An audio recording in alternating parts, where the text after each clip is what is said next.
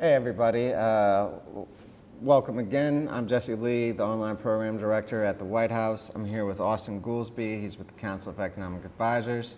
I hope you had a chance to watch the President's speech just now on his economic agenda, his economic vision, and frankly the choice that the country has on how to move forward on the economy.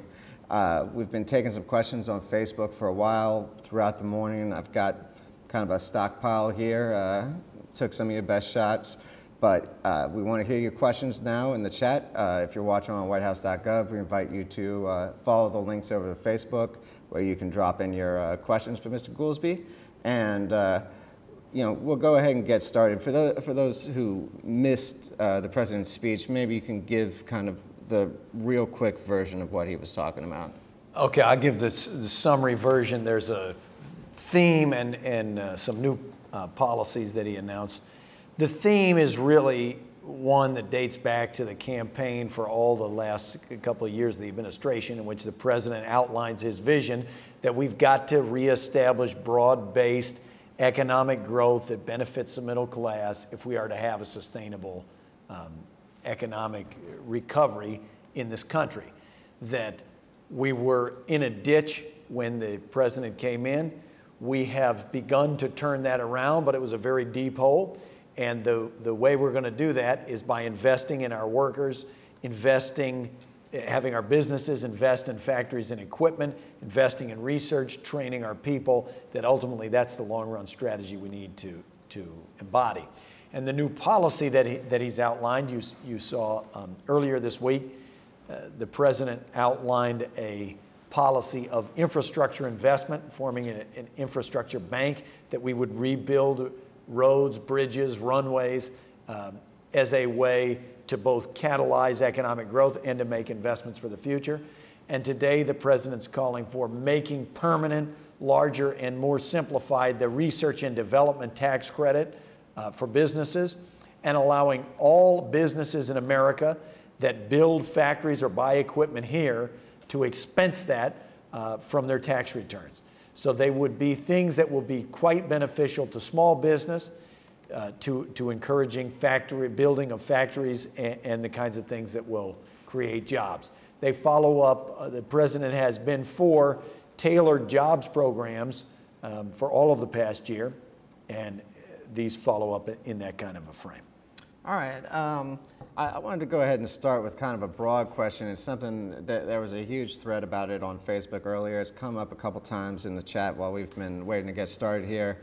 And there's been kind of a big debate of going back to FDR and the Great Depression and kind of talking about, what can we learn from that time? Did what FDR did work? To what extent are those times kind of informing what the president is doing now? So maybe you can talk a little bit. Look, I like this historical line of thinking. I think it's interesting to make comparisons between what we've faced over the last 2 to 3 years and what they faced in 1929 and throughout the 1930s with the Depression. There are a few similarities. I think as the president took office, the financial crisis that had begun put us right on the edge of another Great Depression, that if we had not taken the actions we did, and if the Fed had not also taken the actions that it took, it actually could have been worse than the Great Depression. The financial crisis that occurred, both the stock market and credit markets and the housing market, were by many measures worse than the one in 1929. And the downturn in the economy was the worst since 1929. So we really we were in free fall, and were it not for the Recovery Act and the other actions taken by the administration, I think we could have faced a very terrible circumstance. Now, as to whether the New Deal or World War II or monetary policy or what were the things that got us out of the 1930s depression, I think historians still argue about some of those.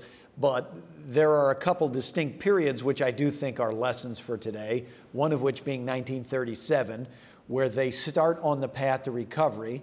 They have fairly robust recovery, and everybody throws in the towel too early and say, well, now's the time to tighten the belt and massively downsize the kind of intervention that we're doing, and they go back into a second deep recession, the original double dip, as it were. And so I think we want to make sure that we're out of the woods before anybody starts talking about really pulling back. I think one thing that is different now than was then is that the efforts of the administration from the beginning have been about, let's try to find a way to stand up the private sector. The government came in because the private sector was in free fall and had stopped spending completely. The government is trying to get the engine started and let the car drive on its own. And so you see in the president's speech today where we're outlining things like expanding the research and development tax credit for people to do research and develop here in the United States, expanding the incentives for business investment so they build factories here in the United States. These are things that are not direct government jobs. They're the government using incentives to try to get the private sector stood up. Okay, to take a couple from the chat, there's been two that have been bleeding over. One has been asking about the 99ers, people that have been unemployed for a long time, have been exhausting their benefits. Unemployment benefits was certainly a big kind of legislative fight not too long ago. And people have been kind of linking that also to foreclosures and the kind of ongoing problem there. So maybe you can touch on both of those. Okay, well, I'll say, look, the 99ers are people that have been employed 99 weeks. That's a long time to be unemployed, pushing 2 years. But and that is a critical problem. And when the unemployment rate is 9.6%, that's not the only problem. Unemployment in the job market, we have a long way to go. We are in the deepest hole since the Depression, and it takes us a while to get out of that. Now, on the good side, we've had positive private sector job growth for 8 straight months after a recession that began in 2007. So we clearly are on the right path, but we must do more and we must speed that up. And that's why the president's for these targeted policies. On the long-term unemployed, the president has been very concerned about that. It's why we pushed the HIRE Act, which gives specific incentives for small businesses and others to hire the long-term unemployed. In the last jobs report, you may have seen the unemployment durations actually fell. So that was encouraging. And you have seen widespread sympathy in both parties, and certainly pushed by the administration, that we've got to be aware that when you're in the worst recession in our lifetimes, that we shouldn't be so quick to cut off the unemployment insurance for people who are unable to find jobs. I mean, it's clear that the reason most people are not able to find jobs is not through some great fault of their own. It's because the economy's in a bad spot.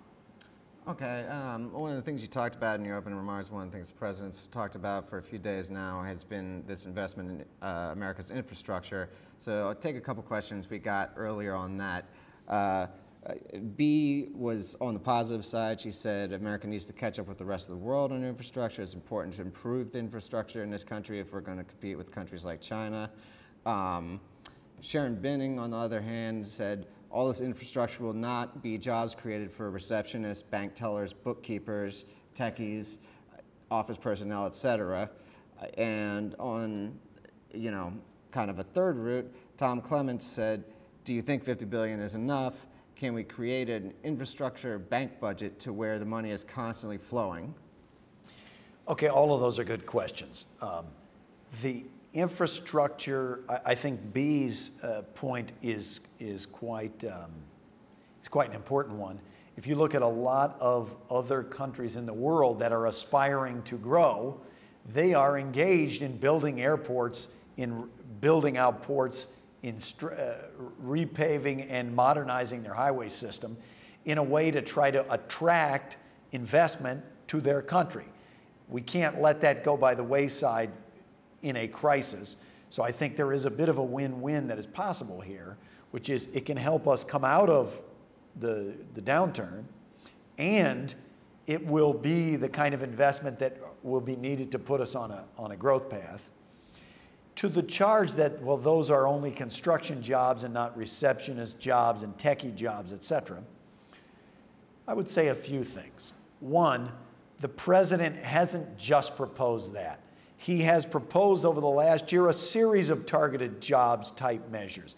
Even in the announcement today, you see the research and development tax credit, which if looked at on its own, somebody might say, well, great, that's a lot of, that would create jobs for research and development people, but what about construction workers? Well, that's where the infrastructure fits in.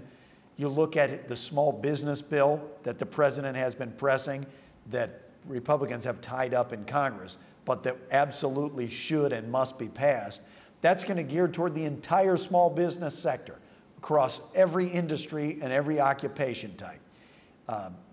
And likewise, the president's trying to give these tax incentives for building factories or buying equipment in the U.S. that he outlined today. That's also going to apply to anybody. If you're a receptionist at a company that's buying computers, they're going to qualify for this expensing just as if you're working at a construction firm that's buying construction equipment. So I think we should be mindful of all of those sectors, but we shouldn't look at any one policy in isolation. Okay. Yeah, this is going to be a bit of a softball just because I know it's something that we're working on, but Brad Robb says we should offer small business loans to Americans. So maybe just flesh that out a little bit. Look, the way I'll flesh that out is the president has a really important small business bill that is sitting and waiting in Congress. It's being held up by some Republican opposition. There are even Republicans supporting that bill, which would free up credit for small businesses, which has been a critical problem in this financial crisis, that small businesses can't get access to money at their banks, which are trying to tighten the lending in every dimension. It would give multiple kinds of direct tax relief to small business owners, from capital gains relief for people starting their own business to a variety of things in healthcare and in some others. We must pass that bill. Normally, small business is one of the engines pulling you out of a recession. In this one, they continue to be a drag on the economy because there's not credit to facilitate them getting the engine started. So I agree with the sentiment completely. Okay, and Steve Alexander was asking kind of how would the president's stance on extending the tax cuts for the middle class, but letting them expire, I should say, for the richest Americans. How does that fit into his kind of economic vision? Okay, look, I think it fits into the vision quite specifically. One, there is no greater source of certainty that we can provide to the economy right now than to make the tax cuts permanent for the 98% of people who make less than $250,000 a year. He believes that it has been an extremely squeezing period of time, the last 15 years, on the middle class in this country, and especially the last 8, where we went through a boom, which was the first boom in recorded U.S. economic history, where the median family, right in the middle, saw their income fall by $2,000 over the course of a boom. And that was before we went into the crisis. Then the economic crisis comes, wiping out the savings of millions of Americans, throwing millions of people out of work, and now is the time to provide relief and certainty to that group. On the issue of, well, what about for the top 2% of people who make more than $250,000 a year? The country cannot afford $750 billion more tax cuts for that group. And every independent body that has looked at tax cuts for the very wealthy has observed that they are the least bang for the buck that you can get in terms of trying to get the economy going. So I don't think on efficiency grounds or on fairness grounds that it makes sense to do that, or on fiscal responsibility grounds. So the president's made quite clear he's not for that. This is another thing I think it's probably good to get the word out on. Deborah Strickland asked in the chat, is it possible to tax companies that outsource American jobs and give incentives to companies that hire full-time workers here in America?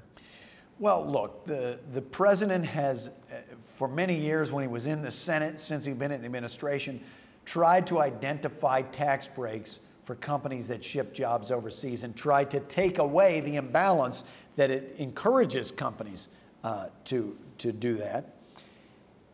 And he wants to use that money to encourage hiring and investment and activity in the U.S. You see part of that today, where we're outlining clear tax incentives to build factories in the U.S., to do research and development in the U.S.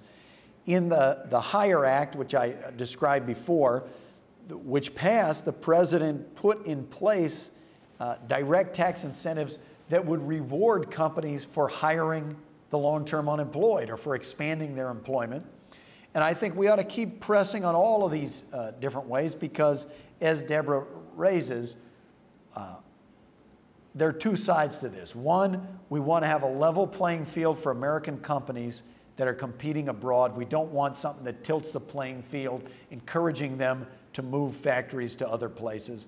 And we want to encourage the kinds of investment in job creation here at home that really make for long-standing careers for our kids, for ourselves, where people are getting the kind of training they need to make a good, decent living over the coming decades. That's what we've had in the U.S. in the past, and we've got to maintain that, or else, you know, that's not where we want to be. Let's put it that way. Right.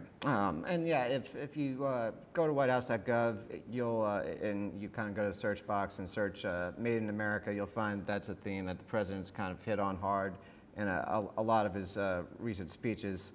And I also just, you'll see that we dropped a link to more information on the HIRE Act into the chat. And one thing I meant to say earlier also is as far as those asking about foreclosures, if you go to HUD.gov, HUD.gov, you'll see that they're heavily dedicated towards directing people to where they need to go for help. This is a question that always comes up, and I always like to ask it to you. Lorraine Little Vasilo asked, when will the president abandon his socialist agenda and embrace American values, free enterprise, and capitalism? Well, I think you're being a little tough on us, Lorraine. Look, the president, as he outlines in the speech, it's not anti-market to be for regulatory oversight. He's strongly pro-market, and if you look at the policies that we're outlining, look at the policies today. These are policies which are not about the government taking over things. They are about trying to stand up private industry to get the economy growing again. So they are tax incentives for private companies to do research and development, tax incentives for private companies to build factories and buy equipment. There's nothing socialist, anti-market about that. These are ideas that we ought to have considerable common ground on, that Republicans and Democrats ought to be able to unite on and do them quickly, because everybody knows that we have started in a deep hole, and we faced further bumps this summer coming from Europe, the threats that pose to confidence in the U.S. and around the world. And we're having to deal with a series of almost unprecedented problems that we haven't had to face, that developed countries have not had to face in decades and decades. And the only way in the long run that we can do that is to stand up the private sector. But let's not forget history. At the end of 2008, in the beginning of 2009, the private sector was in free fall. We were in collapse. Business investment had ground completely to a halt. The housing market was collapsing. Personal consumption was collapsing. Our 401k values were collapsing, and we had to act to stop that. Now, we did it. We ended the free fall. Now we must continue the struggle to get out of this hole, to get us on a sustainable growth path. There's nothing socialist about that. All right. I know you got a deadline coming up, so I'm going to ask one more question.